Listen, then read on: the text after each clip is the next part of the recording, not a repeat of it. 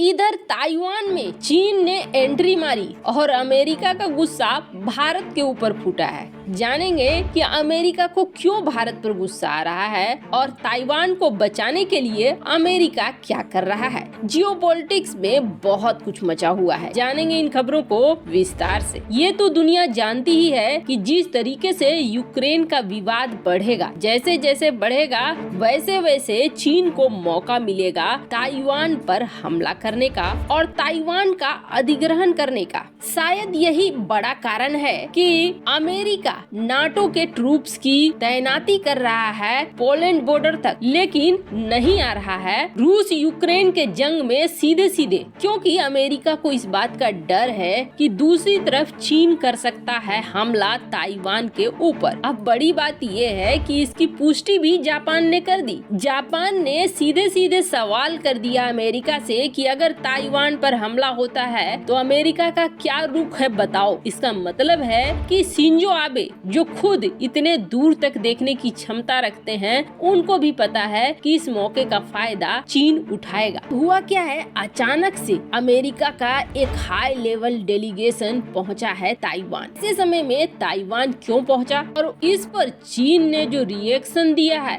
बिल्कुल डराने वाला रिएक्शन है। मामला बहुत सीरियस हो चुका है। दुनिया के लोग ये मानते थे कि यूक्रेन रूस का जंग टल जाएगा, लेकिन ऐसा हुआ नहीं। रूस और यूक्रेन का जंग हुआ। वैसा ही कुछ हाल इस वक्त ताइवान चीन के बीच चल रहा है। दरअसल अमेरिका ये चाह रहा है कि जैसे यूक्रेन को सहायता दिया है हथियारों का, गोला बारूद का, वैसा ही सहायता ताइवान को दे। ताइवान में भी लड़ने की क्षमता है। ये लोग अफगानिस्तान की तरह भागना नहीं चाहते हैं, ये लोग लड़ना चाहते हैं। अब ताइवान को लेकर ट्रम्प ने एक अच्छा काम किया था, और वो काम क्या किया था, ट्रम्प ने यहाँ अपने सैनिकों की तैनाती कर दी। इन लोगों को ट्रेनिंग देना शुरू कर दिया था, एक समन्वय बनाना शुरू कर दिया था। और ट्रम्प के ऐसा करने के बाद से ही अमेरिकी डेलीगेशन यहाँ पहुँचने लगे थे। इसके अलावे ट्रम्प ने और एक अच्छा काम किया था कि इन्हें पैट्रियट मिसाइल डिफेंस सिस्टम देना शुरू कर दिया था। पर ये छोटा सा ताइवान चीन के हमले को झेल पाएगा, और क्या दुनिया उसी तरीके से प्रतिबंध लगा पाएगी जिस तरीके से रूस पर प्रतिबंध लगाई? तो बिल्कुल नहीं। चीन के ऊपर इस तरीके का प्रतिबंध नहीं लगा पाएगा। इसलिए नहीं लगा पाएगा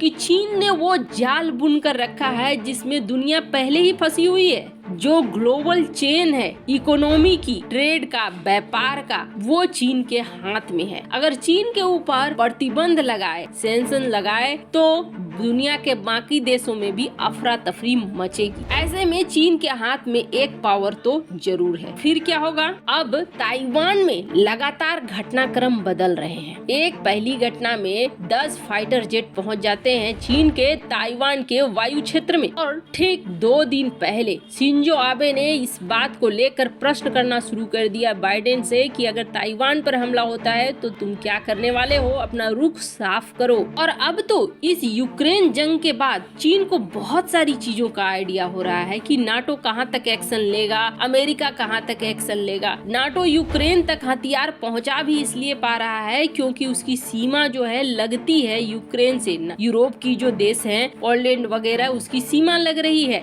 लेकिन ताइवान के साथ वैसा कुछ नहीं है। ताइवान अकेला द्वीप में पड़ा हुआ है। लेकिन हाँ, इतना जरूर है कि ताइवान ने इसके लिए बड़ी तैयारियां कर रखी है। द्वीपों पर मिसाइल डिफेंस सिस्टम वगैरह लगा रखे हैं। ऊपर से ताइवान के ऊपर एक जज्बा है, और उन्होंने ये कहा है कि ठीक है, हम मानते हैं हम छोटे से देश हैं, हो सकता है तुम हम पे कब्जा कर लो, लेकिन कब्जे से पहले तक हम चीन को इतना नुकसान पहुंचा देंगे जिस नुकसान की भरपाई चीन कर नहीं पाएगा। और ये संभव भी है, क्योंकि ताइवान से सटा हुआ चीन का जो ये इलाका है, ये सघन इलाका है। अगर यहाँ ताइवान अपनी मिसाइलों को लगातार दागना शुरू करता है तो आप समझ लीजिए कि पूरी तरीके से यहाँ पर तबाह हो जाएगा जो औद्योगिक शहर है, जो वाणिज्यिक शहर है चीन का। और ये चीन के लिए बहुत बड़ा झटका है। एक अफरा तफरी मच जाएगा। जिस व्यापार के बल पर उसे पैसे मिलते हैं, वो सारा कुछ एक बड़ी समस्या के रूप में बदल जाएगा। बदहाली छा जाएगी। मैनेजमेंट करना चीन के लिए बहुत मुश्किल हो जाएगा। और आपको बता दें, चीन वो देश है जिसने सही तरीके से युद्ध नहीं लड़ा है आज तक। इसलिए युद्ध को मैनेज करना चीन के लिए बहुत मुश्किल भरा होने वाला है। और ये जो अमेरिका हाई लेवल डेलीगेशन भेज चुका है, ये इंश्योर करने के लिए कि ताइवान को कौन कौन से और हथियार बेचने हैं, कौन कौन से और हथियार दिए जा सके। वैसे आपको बता दें, इसके तुरंत बाद चीन बौखलाया और बौखलाकर बाइडेन को हद में रहने की सलाह दी और कहा कि इसके नतीजे, इसके परिणाम भुगतने होंगे, बुरी तरीके से भुगतने होंगे। वहीं अमेरिका का गुस्सा अब धीरे धीरे भारत की तरफ शिफ्ट हो रहा है। अमेरिका की नाराजगी भी शिफ्ट हो रही है। अमेरिका अपने प्लान में सक्सेस होते हुए नहीं दिख रहा है। भारत जो अब तक अपने आप को गुट निरपेक्ष बनाए हुए है, भारत ने तो ये नहीं कहा कि हम रूस का सपोर्ट करते हैं, या भारत ने ये भी नहीं कहा हम यूक्रेन का सपोर्ट करते हैं या विरोध में हैं। भारत बीच से निकल गया और भारत जहां वोटिंग नहीं कर रहा है तो वहीं यूक्रेन को मानवीय सहायता भी दे रहा है। लेकिन इन सब चीजों से अमेरिका को कोई मतलब नहीं है। अमेरिका को अपनी कूटनीति सफल करनी है और वो कूटनीति क्या है कि भारत रूस के खिलाफ खड़ा हो जाए। भारत ये साबित करे, जैसे आज तक पाकिस्तान साबित करता रहा था कि हम अमेरिका और यूरोपीय जगत के गुलाम हैं, वैसा ही भारत भी करे कि हम विरोध में हैं तो भारत भी विरोध में रहे। लेकिन अमेरिका का क्या भरोसा है, एक मिनट को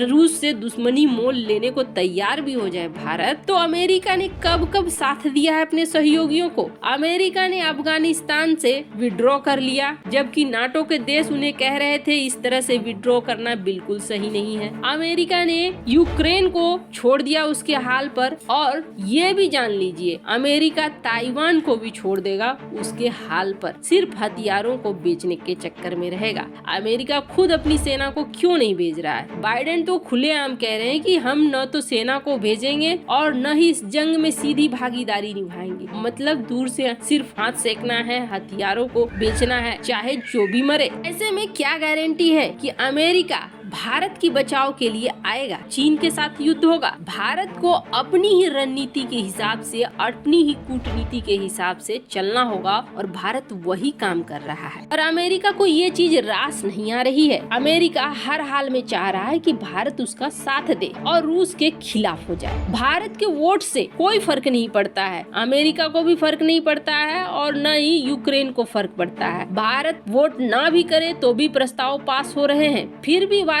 का ही वोट चाहिए। क्यों? क्योंकि भारत एक बड़ा लोकतांत्रिक देश है और रूस के खिलाफ भारत की आवाज बहुत मायने करेगी। ऐसे में बौखलाए हुए अमेरिका के सीनेट की सुनवाई हो रही थी, जहां पर सहायक राज्य सचिव है डोनाल्ड लू। आप देख सकते हैं डोनाल्ड लू ने क्या कहा कि हम जो हथियार वगैरह दे रहे हैं भारत को, उसकी सुरक्षा की गारंटी क्या है? भारत जिस तरीके से रूस के खिलाफ नहीं हो रहा है, ऐसे में हमें देखना होगा कि हम लोग जो टेक्नोलॉजी भारत के साथ साझा कर रहे हैं उनकी सुरक्षा की गारंटी क्या है। मतलब कि हम आपको टेक्नोलॉजी नहीं देंगे। ऐसा नहीं लगता है जैसे कि अमेरिका और यूरोप धमका कर काम करवाना चाह रहे हो? रूस ने आज तक भारत के ऊपर इस तरह का दबाव नहीं बनाया है जिस तरीके का अमेरिका या यूरोप बना रहे हैं। क्या आप इस बात से सहमत हैं? कमेंट कर अपनी राय जरूर बताएं। जल्द मिलते हैं अगले वीडियो में नई खबर के साथ।